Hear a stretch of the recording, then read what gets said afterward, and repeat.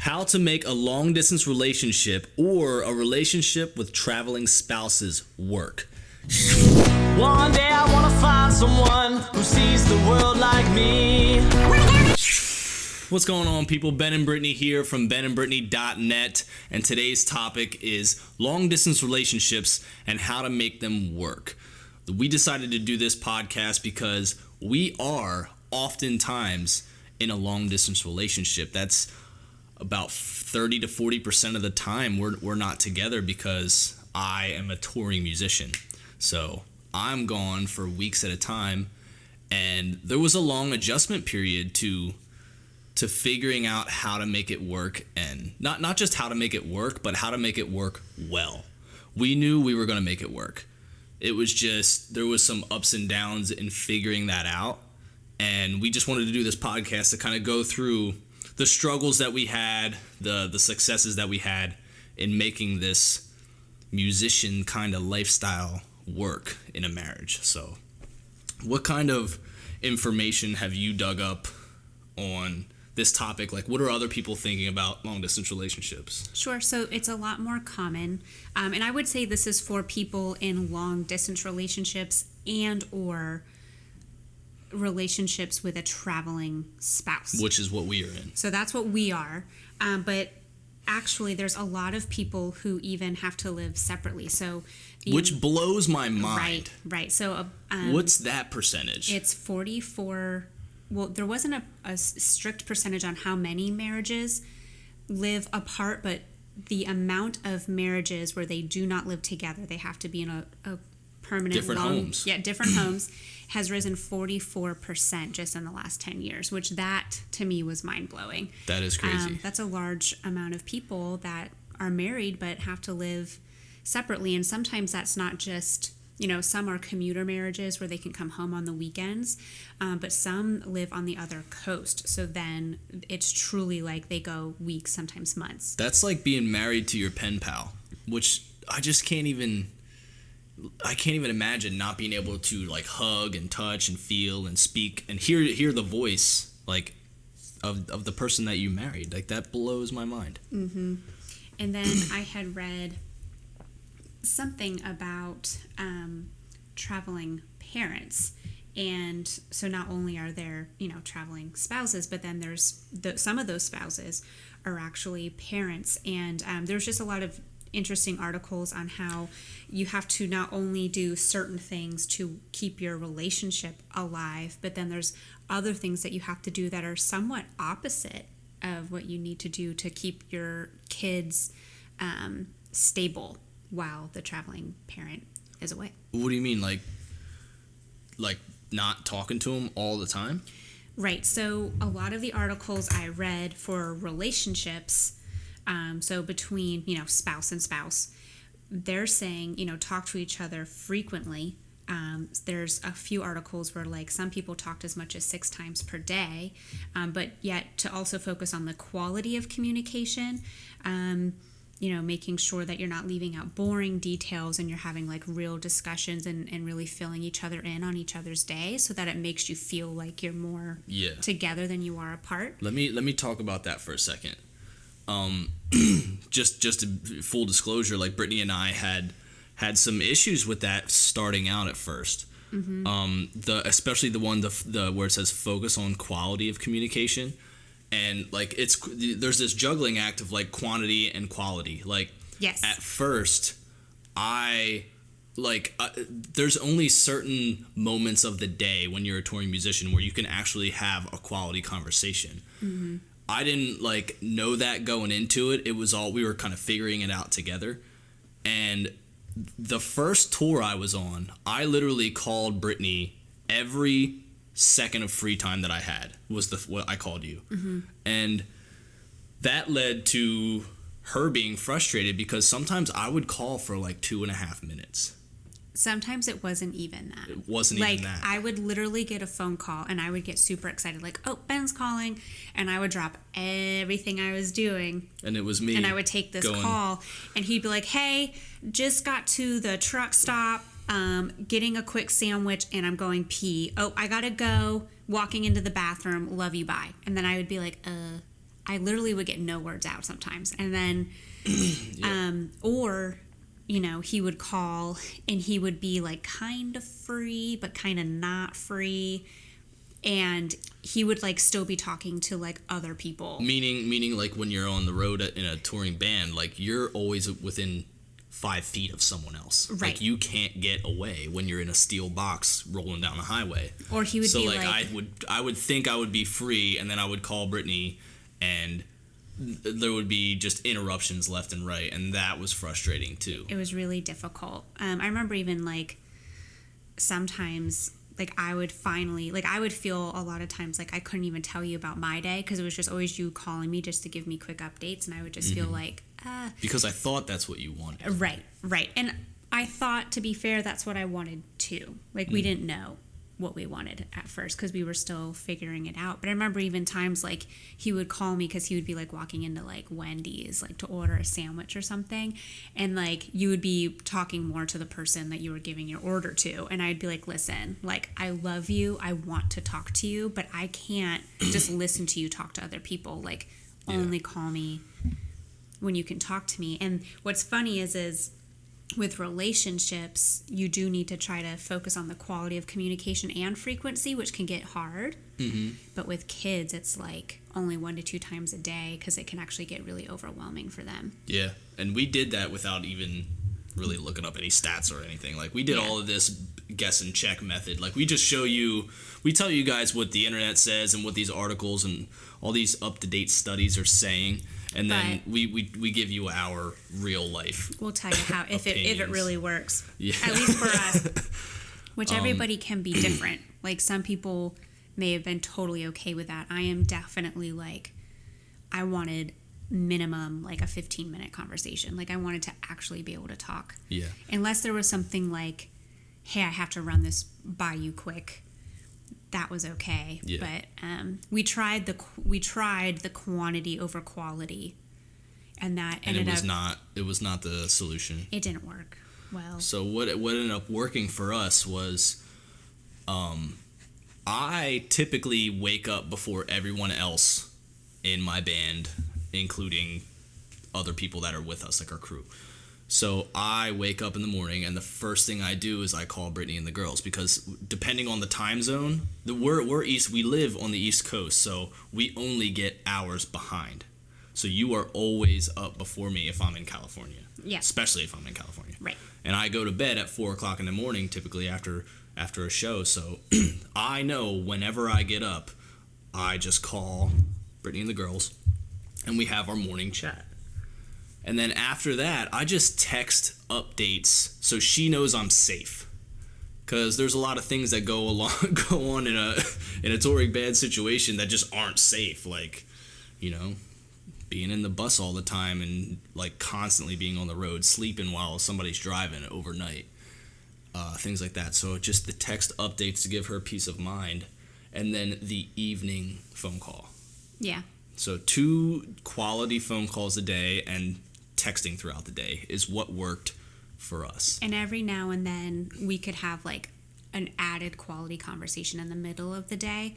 So like one of the suggestions was like to prioritize schedules. And I thought that this last tour, for the most part, like we did this pretty well. Like in the morning when we would have that first conversation, like I would let Ben know, like this is what my schedule looks like so far today. Yeah. So if you call me at 2:30, you know I'm not going to answer. Right. And because that would give me anxiety, which I think we should talk about that a little bit. Okay.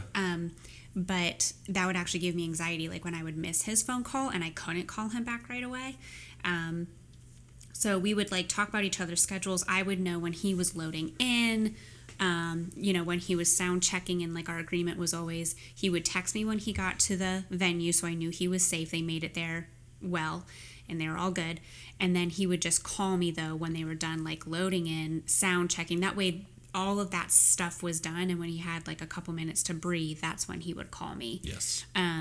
But if we found that like, wow, I don't have a lot of appointments this afternoon, and Ben's like, yeah, we don't have a lot going on today. Like if it was an off day, then sometimes like we could have like an added call, you know, around lunch or something, which that was a bonus. It was a bonus conversation, which was always good. So I think we learned to communicate schedules And then we both learned that it's quality for sure over quantity. Yeah, and you gotta learn what is most important to the other person. Like, for instance, I took for granted a good night phone call at first, and you did not like that. So depending on what time zones we were in, I would be pretty much warming up to take the stage when Brittany was putting the girls to bed and going to bed herself. So there was one time I remember going, hey babe, there's some stuff going on, I'm not going to be able to call, and that was not okay. Like, that spun her into kind of like an anxiety, like you were just worried because you didn't get to say goodnight to me, and I, on my side of the phone, was like, shit was hitting the fan. I didn't have a place to go. It was so loud, and I knew that you didn't like when it was loud, so I couldn't find a place. It just felt like the odds were against me, and my initial instinct was to be like, I'm going to take the stage and I will call you tonight, if not tomorrow morning, thinking that would be okay, and it wasn't, and I learned that. And then from there on, I made sure, no matter what, that I could call her for, if it was 5 seconds, it didn't matter. She needed to hear me say goodnight. Yeah. So that was a thing, like, and that's important. And that was still, to me, that was a quality call. Because it needed to happen. Like, I had to have it. Like, it wasn't like this, okay, we talked at 5 o'clock after sound check, and then I'm not going to hear from you until 10 a.m. the next day. Like, that wasn't going to fly. Yeah. Like, I couldn't handle it. And a lot of that just has to be, it's just Ben is my person. And, even when he's home, we always say goodnight to each other, and we give each other a kiss, and then we fall asleep. Yeah. So I felt like that was the one thing that I had to have. Like, I would stay up until 1 a.m. if I had to make sure that, like, I could have that one consistent thing. And I know it sounds silly, but it is super hard when the love of your life isn't with you for weeks at a time. Yeah, so if I could have that one thing, and I think too, part of me was like, I am here, like, I'm keeping the household going by myself, like, single mom, again, feeling, not financially, but like doing everything on my own. It's like, I'm keeping all of this afloat. And like, I know that things get crazy on the road, but like, you have to promise me the good night call. Like, that's all I'm asking you to do. You were like, if no other call is possible, that's the one. Like, that is the one. That is the one that I need, so I can feel okay. Yeah. Yeah. So we got over that. We figured that out, and it's just a matter of figuring it out as you go. So definitely quantity or quality over quantity when it comes to traveling spouses in a relationship. I would say quality over quantity all day long. Yeah. It's really hard to stay in touch all day, which is what I tried to do, and that ended up being bad. But it is easy enough if you figure it out to time block when you're going to talk. Right. And I think, too, what really helped, like, first tour, all the guys were kind of figuring it out. Yeah. You know what I mean? So I'm not saying this in any way to be negative, but the first tour, it was like there was kind of, I don't want to say lack of respect, but like if I had to call Ben, which normally I don't call him, I always let him call me, because his schedule is just a little bit more hectic than mine when he's on the road. But like, we would be on the phone finally for like the first time and actually being able to have a quality conversation, and then like he would constantly be interrupted, and like that would just make me angry, because I would be like, why can't they understand that like we're married and we have kids, and like you need to talk to me for like 5 minutes without an interruption. But the other guys, to be fair, like they're figuring it out too, and they just didn't understand what was happening. Yeah, they didn't understand that I'm the only one with a wife and kids. So there's a whole different dynamic that I can't begin to ask them to understand, but we got it. We had to kind of set a little bit of boundaries when it came to that. Like, that time on the phone is sacred for me. Right. So once that was established, we were pretty good after that. Also, it got easier as the tours went on because we started making more money. We got more accommodations. We had green rooms now. We had hotels, we had a bus, we had drivers. Because before that, Ben drove probably, I would say, a good bit of the time, we'll just say. At least 50% of the And time. to be safe, the guys had like an agreement, like no really talking on the phone when you're driving, which I understand. Like you're in charge of other people's lives and all of your equipment. Like it made sense, but that meant those first couple tours, it did mean that like we hardly talked. And I remember that was when we had that quality over quantity realization, because Ben was driving a lot, so I couldn't talk to him during the day. And then when he would call, it would be like for these super short breaks, and he'd have to leave because he'd have to get back in the driver's seat. And then he was only calling me late at night. The problem with that was I wasn't sleeping well. Yeah. Here's a thing, like for people with these long distance relationships or traveling spouses, sleep still needs to be a priority, and we learned that the hard way. Yeah. So I was staying up super late, like, because in the beginning you would wait up for me. I would wait up for Ben because she could not go to sleep until like I was going to sleep, and that just turned out to be unhealthy. It was really bad. So, but the reason for that was because we couldn't talk during the day. Yeah. And sometimes the only time we could actually talk was like at 1 a.m. or 3 a.m. when his show was over. Mm-hmm. So I would wait up. Well, then I still have to get up to get the kids ready to go to work. So I was living on like 3 hours of sleep, and that like sleep and anxiety like really go hand in hand. So it's a vicious circle. Yeah, I already suffer from a little bit of anxiety. I'll be totally honest about it. And a lot of that has to do with my past marriage, and the things that I had to go through with that just kind of like raises my red flag alert a little bit. And your thought process goes to worst case scenario a lot quicker than people that don't have anxiety. Yeah, for sure. Like I can definitely tell you every worst case scenario in any situation that could ever happen. If I was supposed to call at 5:30 and it's 5:40 and I haven't called yet, Brittany's already thinking that the van has wrecked and I'm in a ditch, possibly on fire. Yeah. like that's how it works. So that's not good. But so my anxiety is already there. That's already an issue. When you don't get enough sleep, it increases the anxiety because now you're not sleeping enough. Your brain isn't rejuvenating. And then those anxious thoughts start to happen a lot quicker. Yep. And it's also a lot harder to get out of them. So like one technique that I've learned when I'm starting to feel anxious, like I'll ask myself, like, Brittany, is this rational?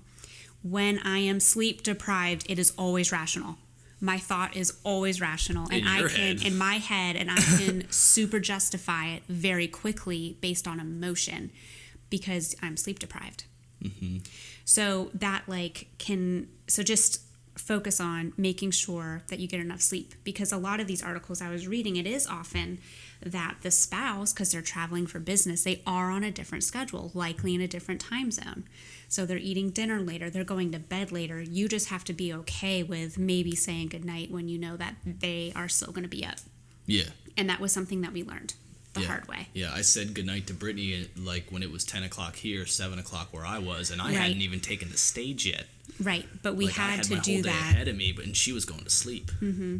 But we learned that we could not do like the 1 a.m. conversations anymore, even though both of us kind of wanted to. Because I know sometimes you said that you wish you could talk to me before you went into bed. Yeah, for sure. But we just had to give up on that. But I know that you'll answer as soon as I wake up. The problem was you would say goodnight to me, and then you would have 3 more hours before you went to sleep. So you would be going to bed without saying goodnight. Right. And then you would wake up, and it would still be another 3 or 4 hours until I got up. So you had this long, extended period of time where you weren't hearing from me, and you were pretty much alone. You felt like you were on an island. Yeah. It can be a very lonely experience, which kind of leads me to the next thing. For the spouse who's still at home, you have to remember to not put your life on hold, and you need to make plans and just keep busy with your friends, family. Maybe it's just having some you time. Like I took myself out to lunch one day. Yeah. Just me, myself, and I, and a book. Took myself out to lunch and just kept my mind off of the fact that like Ben is gone. He's on the road. I had a few friends make sure that like we had dinner plans or lunch plans or coffee dates. And I just worked extra hard. Like I took any available appointment that I could for real estate wise, so to make sure that my productivity continued. Because like the first tour, I kind of let my loneliness take over. Yeah. And I don't like to say I went into a depression, but I headed that route, and I wasn't leaving the house. Like I was just like so not motivated. I was like sad Ben was gone, and then I let that like fog everything else, and I wasn't leaving the house. I wasn't making plans with friends. I wasn't taking real estate appointments because I didn't feel like it. Like I just wanted to be home. Well, then really I'm putting my life on hold.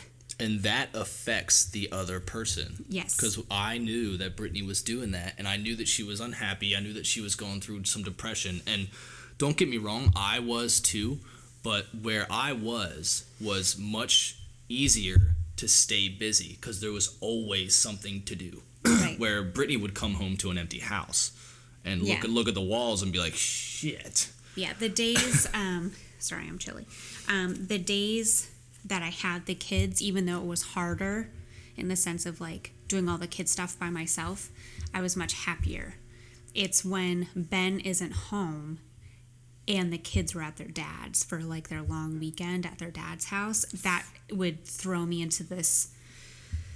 That's like real loneliness. After knowing what our house is like when the kids are here and I'm here, to going to being in this house by yourself, it is a huge change. And it's funny because like a lot of moms would be like, oh, I'd kill for a night by myself. And I've had that. I used to be that way. But when you're, truly happy, and also a divorced mom where you're sharing custody of your kids and you only have your kids half the time, it is a little different. So like night one without Ben and the kids, like it was not enjoyable because I wasn't needed. Yeah. Like I felt like I was just sitting here like, oh, no one needs me. And now I'm just alone with my thoughts. I went through that too. I experienced the same thing on a much shorter time scale. I leave for weeks at a time, and there was one time Brittany went on a week, or not a week, it was just like 3 or 4 days, 4 or 5 days. She went on a business trip to Arizona, and I'm not the biological father of the kids, so when she leaves, they go to their dad's. And I was in this house by myself for 5 straight days, and I didn't know what to do at night. Like, I would wake up and do my normal work routine, and at first I was like, okay, like I can be a workaholic, so I was like, I'm gonna work all day and I'm gonna get so much done, it's gonna be great. And then like 5 o'clock would hit and I just stare at the wall, like, what do I do now? Like, I can't work anymore. My brain is fried. Like, what did I used to do before Brittany and the girls? And I was like, oh, I know. I used to drink beer with my friends, but my friends aren't here. So then I just started to drink beer. By himself. And for 5 straight days, I would like drink a little bit of beer. Like I wouldn't get like wrecked or anything, but I definitely like I drank my sorrows a little bit, and I slept on top of the bed, on top of the sheets, fully clothed with everything but my shoes on every single night.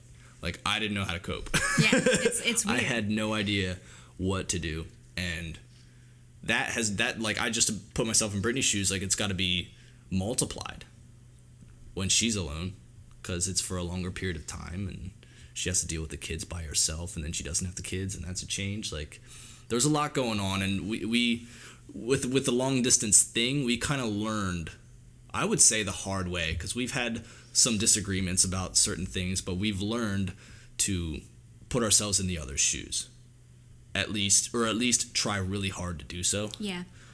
And that has helped a lot. Yeah, I would definitely agree. So I would say at this point, it's never going to be easy to manage a long distance relationship or traveling spouses, but you can make it easier by taking certain precautions and doing certain things to make it work. And quality over quantity conversations, one in the morning, one in the evening, texting updates throughout the day, and And luckily we have FaceTime, so we can see each other's faces sometimes. FaceTime is huge. There's been a couple times where he's been in spots that didn't have good service, so we couldn't do that. But that was always a huge relief, being able to like just see his face. And then the other little thing that we've done for each other is like, normally every time Ben goes on tour, I do like a tour gift. So, and that could be something store-bought or like something that I just do for him. So like the first time he went on tour, I think I did like 10 note cards, and it was like each one was labeled, open me when you're sad, open me when you need a hug, open me when you're happy, open me when you need a laugh. Or they were titled all these different things, and then each one would just have a different note inside of it.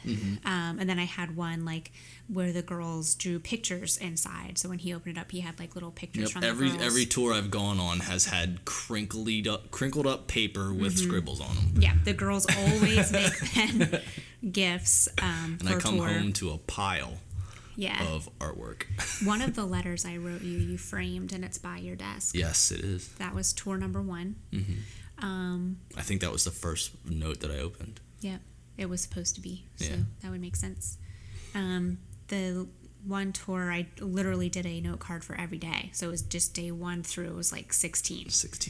So every single morning he could wake up and open a note from me. For my birthday, my 30th birthday, Ben was not here, and that was a pretty big birthday for me because I was like saying bye to my 20s, and like my divorce was over, my bankruptcy was over. He's getting Torbert. So I was super looking forward to my 30th birthday, and I was so sad when I found out Ben wasn't going to be home. So he sent me in the mail, I got Torbert, and he's called Torbert because I'm supposed to sleep with him and cuddle with him when Ben's on tour. For those of you who are listening and not watching, Torbert is a 7-inch tall teddy bear. With a cute little red bow tie. Cute little red bow, and I named him Torbert because his job is to make sure Brittany's doing okay when I'm on tour. Yep. Torbert. And the girls try to steal him from me, especially Kinsley, all the time. So we keep him up where they can't reach. Yeah. Right back here. Right by the bed. But, and then he also sent me chocolate-covered strawberries, which were super yummy. Yep. So we do little things like that for each other, which I think that's a good, like that surprise element is really helpful. Like it's not just all technology and just phone calls. Like I feel like try to make it feel like the other person's home. Right. And I think that just shows more emotion. Yeah. Like he misses me. Like he took time to brighten my day. Yeah. By sending me, it doesn't have to be expensive, but like a little gift. Yeah. And we have a little chalkboard right in this room that a lot of times I'll write notes to Brittany, like in the morning, like occasionally I'll write her a little love letter on this chalkboard. And the one time every morning, I took a picture of the chalkboard blank, and then I have this photo edit thing on my phone, and I would actually be able to write something on the picture for every morning, and I would send it to her. And she would have a homemade chalkboard note from me, even though I wasn't there. Super cute. Like it's just that the fact that it took an extra effort than just a quick phone call. Yeah. That I think really helps. And then a huge one I think too is just keeping focused on the why. So when it gets hard, and a lot of times like I would really start to struggle, and Ben would just keep telling me like, remember why we do this. Remember that I'm going to be home soon. Like you just have to keep focusing on how it's going to help our family move forward, which is, the more fans that the band creates and the more revenue they generate, the more that they can invest back into the band, and then hopefully, just keep growing.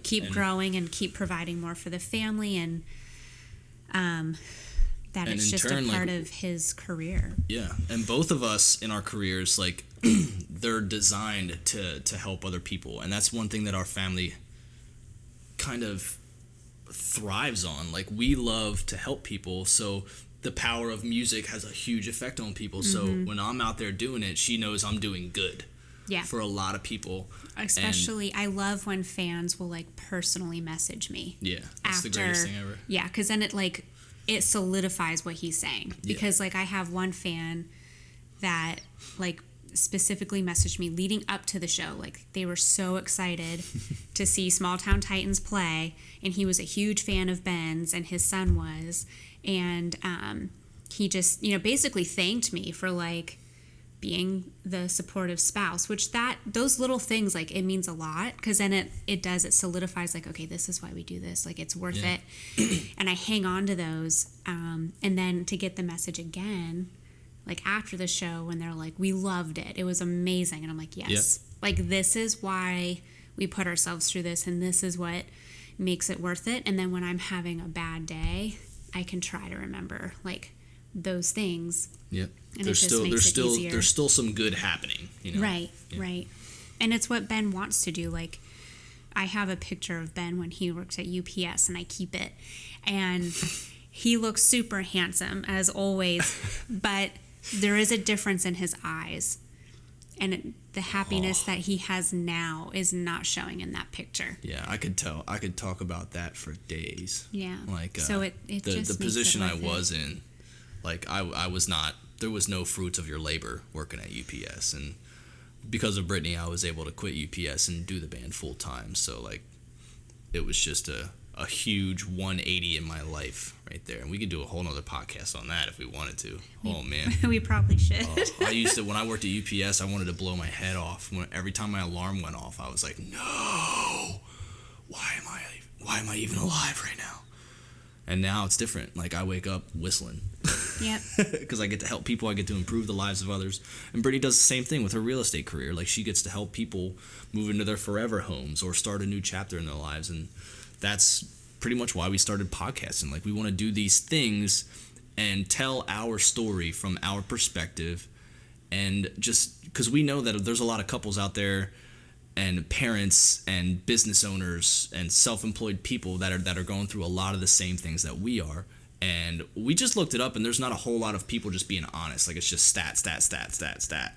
And we like to provide those stats too. It keeps it interesting. Yeah, it's just so you guys know, like, what the real stats are. But they're not always super accurate. We don't. And the advice isn't always right. So we're just giving you our advice from our perspective on how to do certain things. And this one's long distance relationships. We think we have it figured out. And if we can pass any of this information on to you and have it help you and your family, awesome. I don't know what's better than that, really. Like, that'd be cool. Yeah.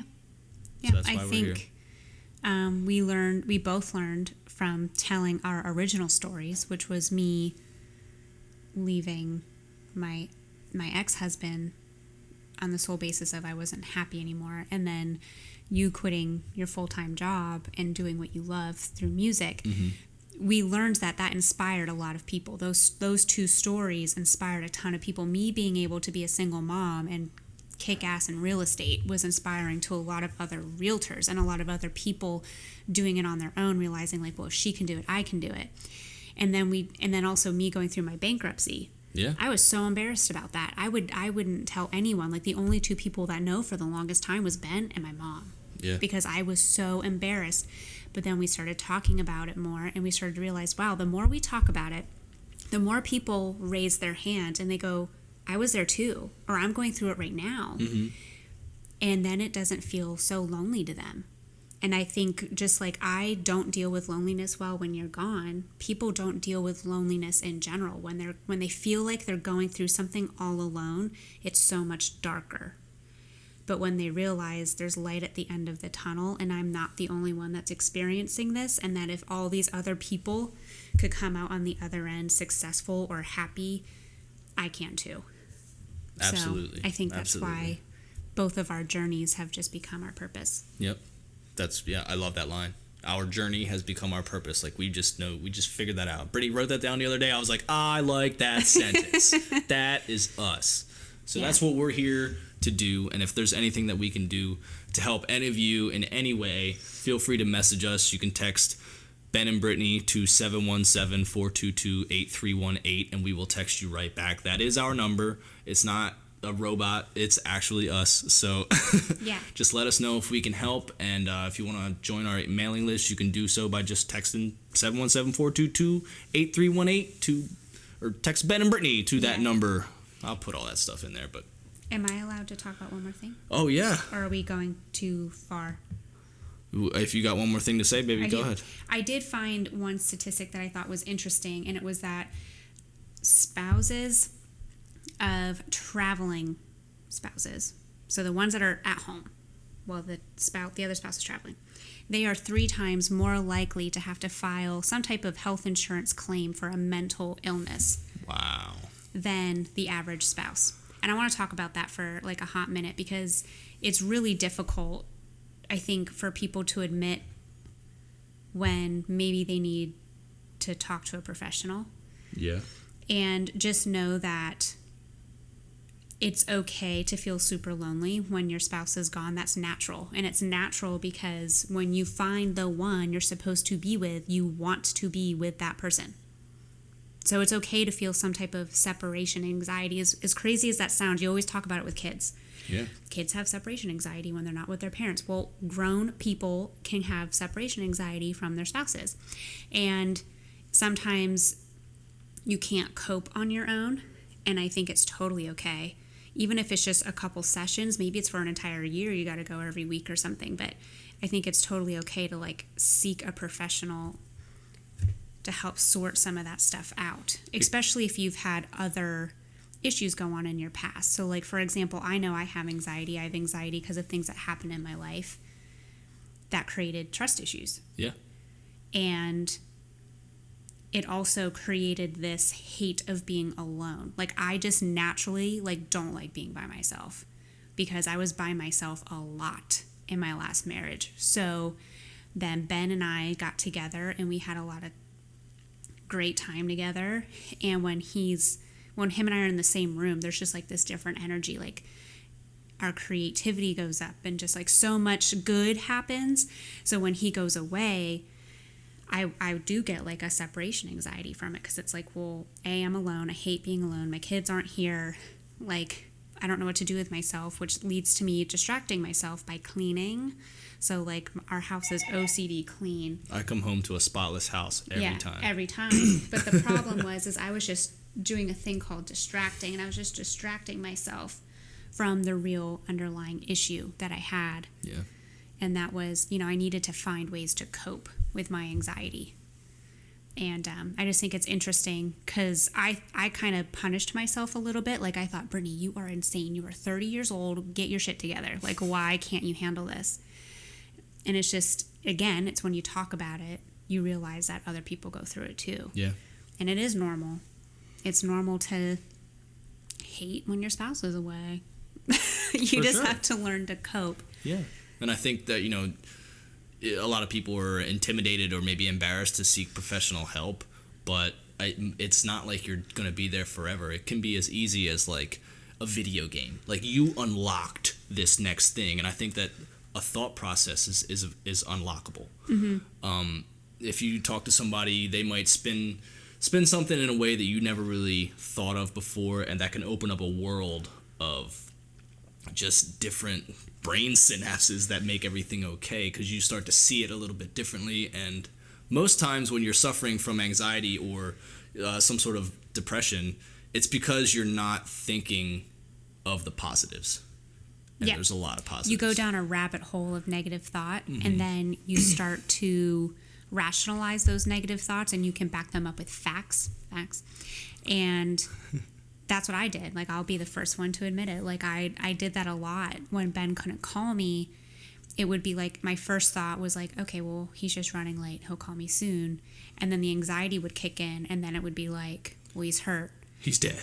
And no one can call me because they're all hurt. Like, every single one of them is injured. Those the phones right there, got smashed in the car accident, and now they can't call me. Those are the facts that Brittany was talking about earlier. She had the quotations up for those of you listening. Right, like, you they're just not start actual to facts, but your brain tells you they're facts because you're not thinking of anything positive. You're just thinking of what could have gone wrong, and you just get this whirlwind / rabbit hole of all the possible solutions to that question. And let me tell you what really did happen. So what really would happen is Ben would get to the venue, and they would get there late, or his phone would like need to charge a little bit because he didn't realize like it wasn't plugged into like the car charger, so it died.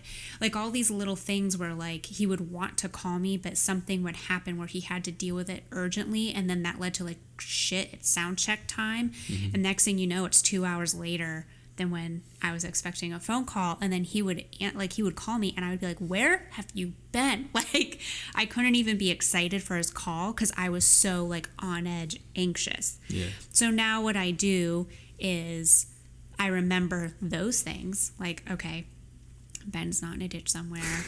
He's alive and well. And he's probably at the venue, and he's probably sound checking, and it's probably totally fine. And Ben has also gotten really a lot better at realizing that I do have that.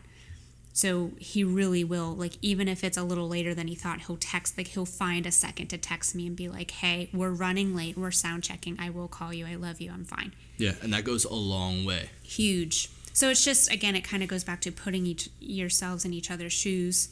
I have to remember that when he's on the road, he has a ton of things going on, and it's like, wait, and then, oh, here's 100 things you have to do in the next hour.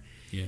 I have to remember that, and that's difficult. And then Ben has to remember, like, you know, Brittany went through all these things for 10 years, cannot stand being by herself. She is now by herself. Tonight's the first night that she doesn't have the kids and me.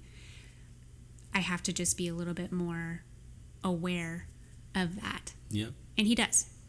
It's made a huge trial and error. Absolutely. Success and failure. That's how we got to where we are, and we think we haven't figured it out, or figured it out now. No, we think we figured it out, and I'm not going to say that I can't wait for the next tour because I don't want to leave, but I can't wait to see how we handle it next time.